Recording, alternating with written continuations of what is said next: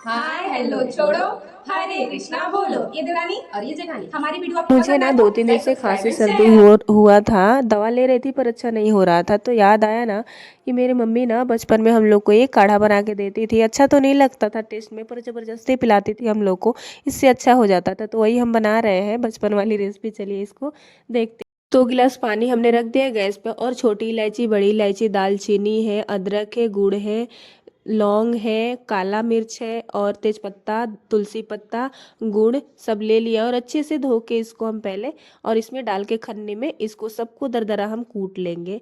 इससे ना बहुत जल्दी, बच्चों हो या बड़े हो, बहुत जल्दी खांसी अच्छा हो जाता है। तो देखिए हमने पीस लिए, कूट दिया है। स्पेशली इसको पानी जब खौलने लगे ना, इसमें डाल देंगे, गुड़ भी डाल देंगे साथ में। और इस ऊपर से हमने थोड़ा सा काला नमक डाला है इसमें। इससे ना बहुत अच्छा रहता है काला नमक डालने से। और इसको ढक के हम कम से कम ना इसको 10 मिनट तक उबालेंगे मीडियम गैस पे। 2 गिलास पानी का 1 गिलास कर देंगे। तो देखिए बहुत अच्छा सा खोल रहा है, खोलने पे बहुत अच्छा खुशबू आता है इसमें से।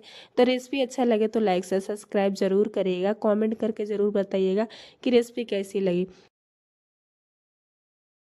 तो हमारा काढ़ा बन के रेडी है। तो चलिए इसको छानते हैं और पीते हैं। सच मानिए, इसको बना के आप सर्दी खांसी में 2 दिन ना 2 टाइम पी लेंगे ना, सांझ सुबह में, तो बहुत ही आराम मिलता है। और बच्चों को देना हो ना, तो इसमें थोड़ा सा आप हनी डाल दीजिए ऊपर से, और ही राहत मिलता है। तो देखिए कितना अच्छा सा हमारा काढ़ा बन के